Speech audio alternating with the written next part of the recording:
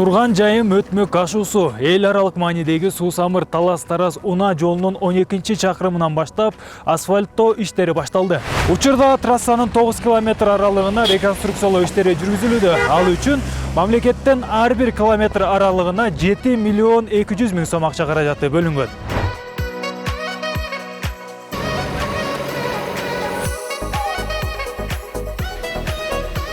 Жыйырмадан ашуун жумушчу иштеп атат. Техниканын саны деле 10 самосвал асфальт ташканга 3 жол куруучу техникасы иштеп атат. Убакыт эртең мененки саат 6-да жумуш башталып атат. Асфальт биздики эми бул өтмөк ашуусу болгондон кийин асфальт завод алзыраак болгондугуна байланыштуу бул жерге асфальт саат 8-де келип калып атат. Өзү жумуш 6-да башталып атат. Бүтүү убактысы эми кечкиси 8-9 уш караңгыга чейин кетип калып атабыз, 10-го чейин болуп калып атат. Эми машиналардын азыр бул жерде ашуу болгондугуна байланыштуу келиши кыйыныраак болуп атат да, жолдо ысып ар кандай мүмкүнчүлүктөр менен келип атышат. Эксплуатационный мөөнөтү бүтүп калгандыгына байланыштуу азыр жолдун катмары аябай жарабай кеткен. Ошол себептен буга жолдун үстүнө выравнивающий слой берип, аябай бузулуп кеткен жерлерине. Андан кийин 6 сантиметр асфальт катмары төшөлүп атат.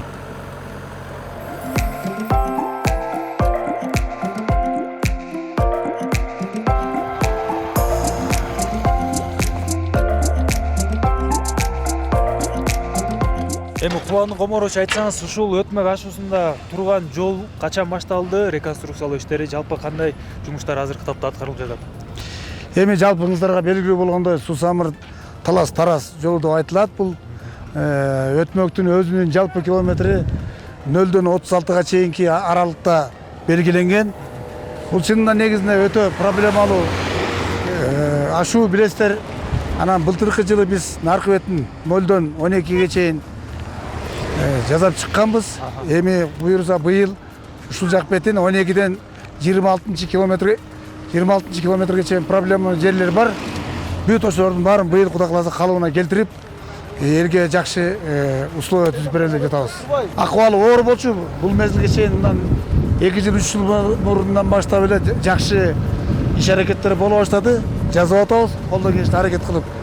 Эми айдоочулардын, башкалардын, жүргүнчүлөрдүн комфортту кылыш үчүн ушул иш аракетти баарын жазып атабыз. Мамлекет койгон тапшырманы так жана өз учурунда туура аткарганга бардык аракетибизди согуп атабыз. Себеби бул жерге бизге мамлекет техникадан обеспечение кылып берген, материалдан обеспечение кылып берип атат. Мына тыйындан проблема жок, обеспечение кылып берип атат. Ошон үчүн биз азыр Кудай буйруса муну так өз учурунда аткарабыз.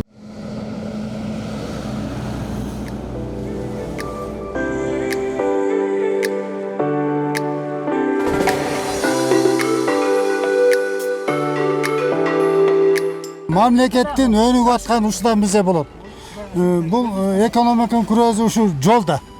Анан мынакей жол жакшынакай оңолуп аткан экен. Мен жеке оюмда бул дагы мынакей убагында иштелип атат да, убагында башталып, мынакей сентябрда өзү билесиздер бүтөт бул. Өтө сонун. Мына поворот өзү татаал эле, мына асфальтта койгон экен. Машинанын эле ходойнун немеси болчу. Эми азыр билинбейт сонун. Таласка көп каттайсызбы? Ооба, канчып бияктан да. Жакшы экен. Могу жол оңдолуп аткан биринчи жолу көрүп атасызбы же буга чейин маалыматыңыз бар беле?